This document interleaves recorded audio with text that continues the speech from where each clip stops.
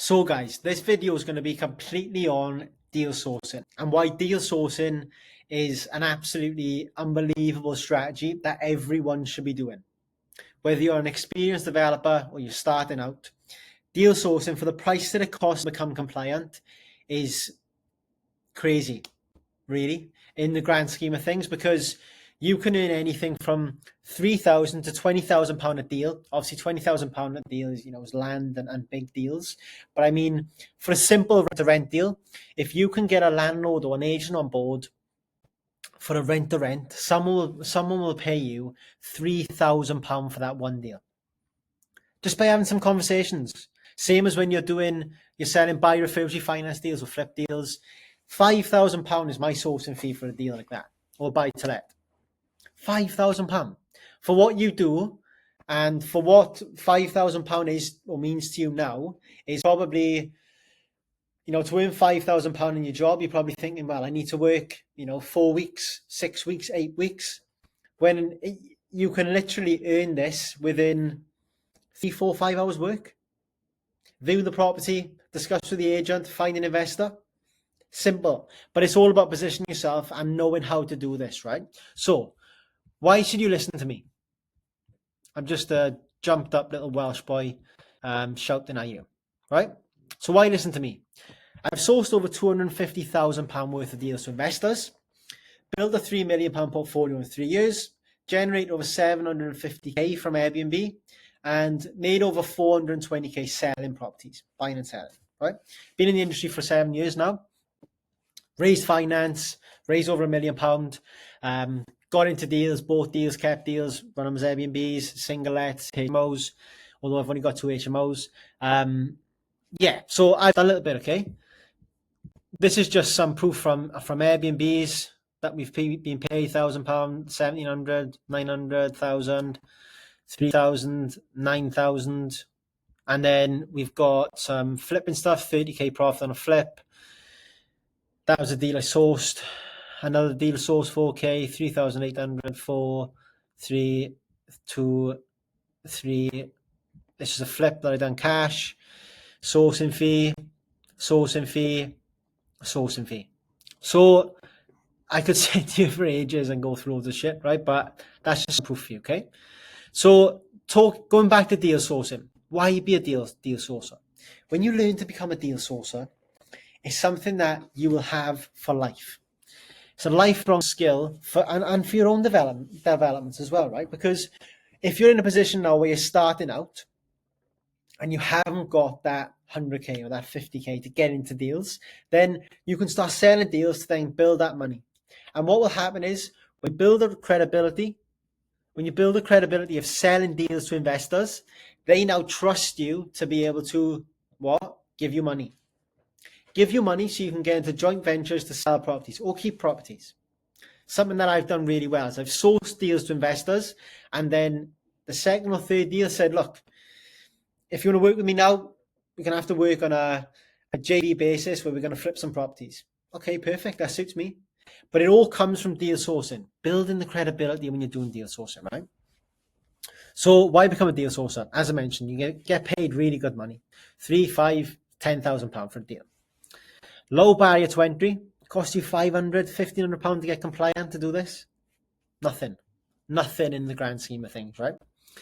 Can complete around your full-time job, work, family. You don't have to be spending 15 hours a week trying to search for deals. You can spend a couple of hours a week finding deals on the phones, on Rightmove, speaking to agents. Getting in with agents is so important, building relationships to get deals over the line. View the properties on a Saturday or have a day off work and go and view the properties. Because what you've got to realise is, what does £3,000 mean to you? How many hours are you going to have to work to get that money, and how much overtime you're going to have to do to get that money?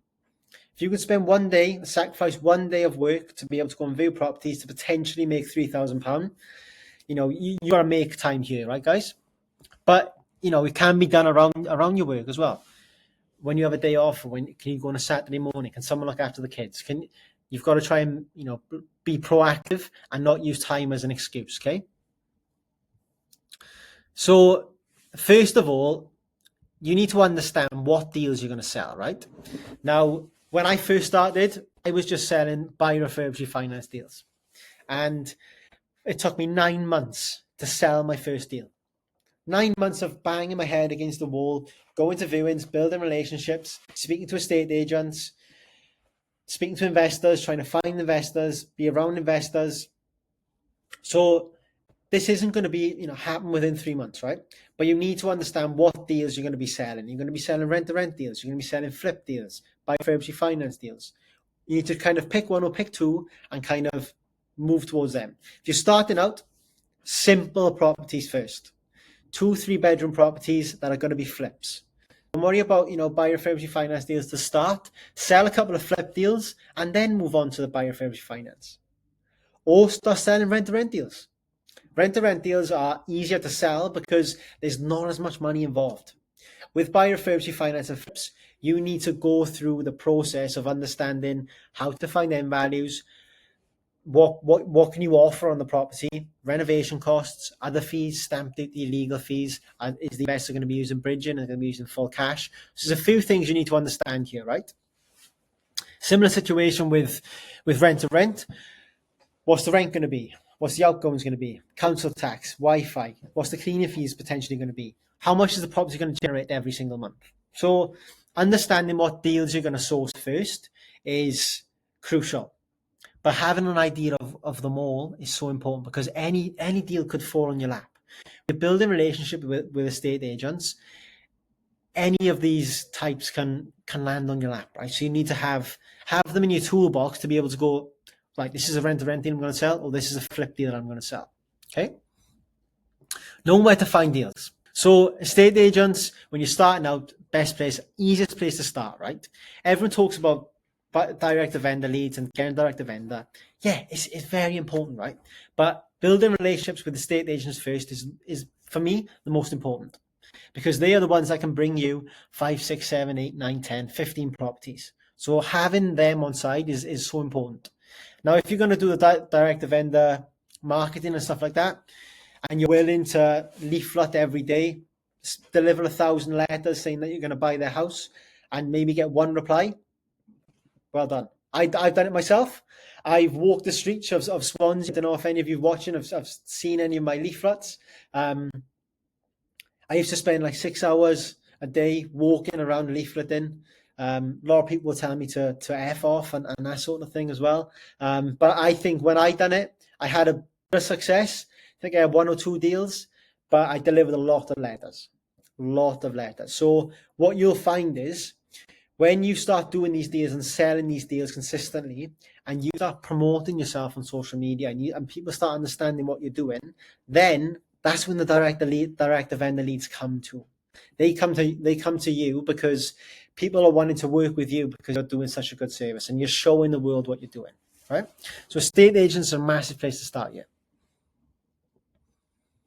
So if you're going to be doing, as I mentioned earlier, flips or buy, refurbish, finance, you need to understand how to find end values, understand renovation costs and all the other fees that come with it, right? So you're going to be going on viewings. Building relationships with the estate agents. Now, a lot of people will say to you, don't view properties unless you think that you're going to buy them. Now, I understand that, but when you're starting out, you need to be building rapport, and relationships with estate agents are so key. Even if you're not going to buy any, just go and pretend that you're going to buy them and pretend you're working with people. Like you're not wasting anyone's time because at some point you are going to be selling deals to investors and you are going to be making this estate agency money, right? So go to the viewings, get the experience of speaking to agents, get the experience of breaking down renovations and understanding everything that needs to go into a renovation. Find out what the end value is. Go through the process of doing this. So packaging the deal up with an investor pack, right? Canva, simple, right? Just break the deal down, show comparables. So comparables could be using Rightmove, using within a quarter of a mile, within the last 2 years, similar properties that have sold. You can use Land Registry to find end values and find properties that have sold recently. Present them within your pack. You're going to provide photos and videos of the property that you viewed if you are going to be selling buyer refurbished finance or flip deals. Obviously, what the deal is, a breakdown of the deal. So breaking down a deal is simple. You provide the purchase price, the renovation cost, the stamp and legal fees, or if you're in Wales, the land transaction tax, the end value, and then obviously any other fees that occur. So maybe your sourcing fee or your project management fee, both. If there's any estate agent fees, you add that in too. And then what you'll provide is a return on investment to the investor. After they flip the property, they will make 20%. They will make 15%. Anything between 16 to 20 to 16% and above, when you're selling flip deals, starting out is good. That's what you want to be selling, right? Because 16% is a good return. You know, for some investors, obviously, when you get a little bit more experience, you're looking for 20 plus. Obviously, that's what I look at now. But if you've got cash around you and you're happy to take on a 16%, great. But don't try and do miracles when you're first trying to sell these deals too. Focus on simple deals, 2-3 bedroom properties. Don't be trying to sell a deal that is going to be £500,000 purchase price, renovation £300,000, end value 1 million. Focus on the smaller stuff first, because everything compounds. Don't have to present the full address to a investor if you don't, have them on a bespoke. I'll go into a bespoke a little bit later. So you don't have to provide the full address. You can just provide comparables and stuff like that. If they do sign if you do want to show them, the address and you don't really know them, you are going to have to present them with an NDA. So that's a non-disclosure agreement, which basically says that they cannot go and buy the property. And if they do, they owe you a fee for going behind your back to buy it, right? But that's something you need to get into a little bit. It's some people use them, some people don't. It's not massive, but you don't have to give the address when you're presenting deals to investors initially. And obviously any build quotes, if any. So a lot of things that strengthen when you're pitching an investor to buy a deal is whether you've got the renovation broken down. Have you got a building in the area you can recommend, or have you got a build quote from that builder to give to them and say, look, this is what everything's going to look like. Great. Just strengthens your pitch, right? So, and negotiation skills come in next when you're with vendors and with agents, knowing how to position yourself in front of investors. So going back to this story, negotiation skills with vendors and agents. And this all starts from finding your end values first and then work backwards. Renovation cost, purchase price, what can you offer? Work everything backwards, right? Knowing how to position yourself in front of investors. This is really, really, really important when you're starting out, knowing how to find investors, because getting deals is good, right? And something you need to be focusing on, but getting investors is the most important, because if you're finding great deals, they may find their way to an investor if you use a co-sourcer starting out, but you want to be initially getting you want to be trying to get your own investors, because then you can get paid the full service sourcing fee. Okay. Where to find investors? Do you have to have a big investors list? No. Can you find an investor from a networking event? You can find them from networking events, social media, people that you may know that maybe you're looking to get into property, a work colleague. Investors can be anyone. They don't have to be someone with a briefcase and in a suit. They can be anyone, right? So understanding that is very important, that investors can be anyone. So always be open-minded to finding investors. Now, do you have to have a massive investors list to sell deals? No.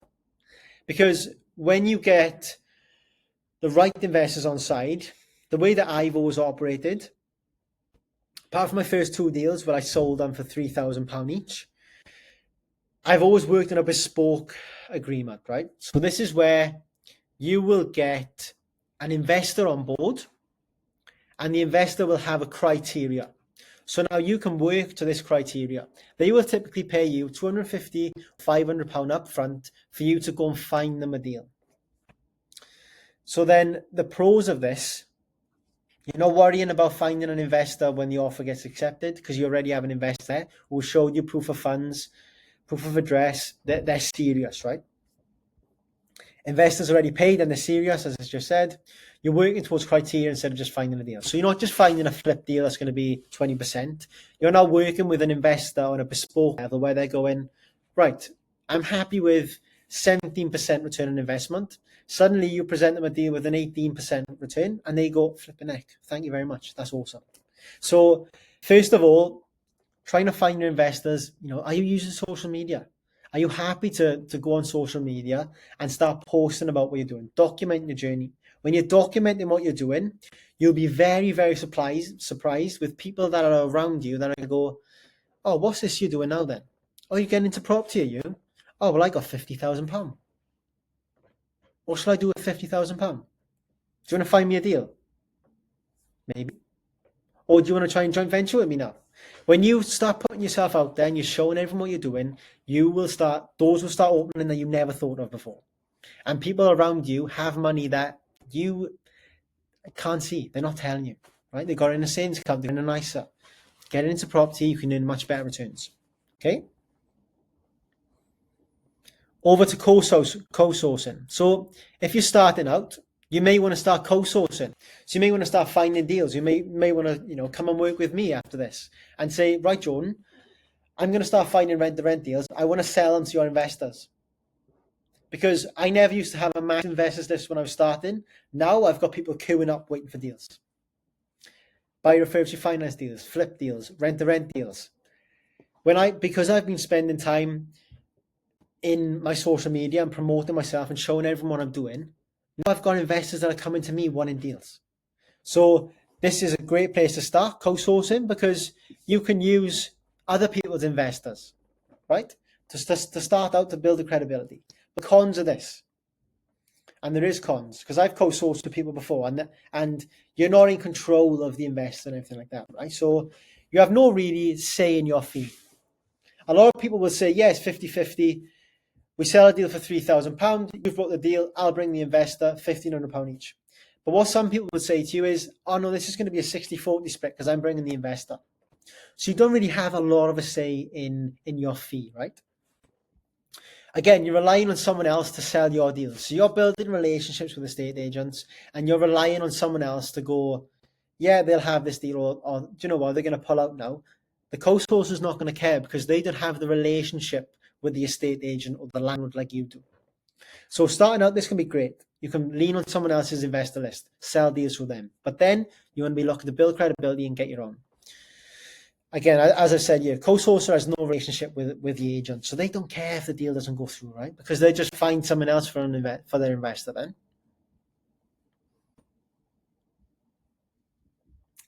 So after you've to position yourself, you're going to be getting offers accepted, presenting your stacked deals to investors, providing details to agents or vendors of the buying details or the details of the client that's going to be taking on the rent-to-rent. So if you're going to be selling deals to investors, they're going to be buying. You're going to be presenting the landlord or the estate agent with the company name of the investor, the name of the investor, the proof of cash if they need to prove cash, solicitor's details, and that is all you're going to need to present to the agent or the landlord for them to know the solicitors to get in contact with each other and start the process, right? If this is going to be a rent-to-rent deal, you're going to need to have the name of the tenant now, because it's going to be the company let, the tenant, the name of the company, and if they're going to need to find a personal guarantor, who's going to be the personal guarantor also, okay? So a personal guarantor when you're selling deals or you're taking on rent-to-rents is someone that is going to basically say, yes, if the company doesn't pay the rent, I will personally pay the rent, or so-and-so will personally pay the rent. This is what they earn every year.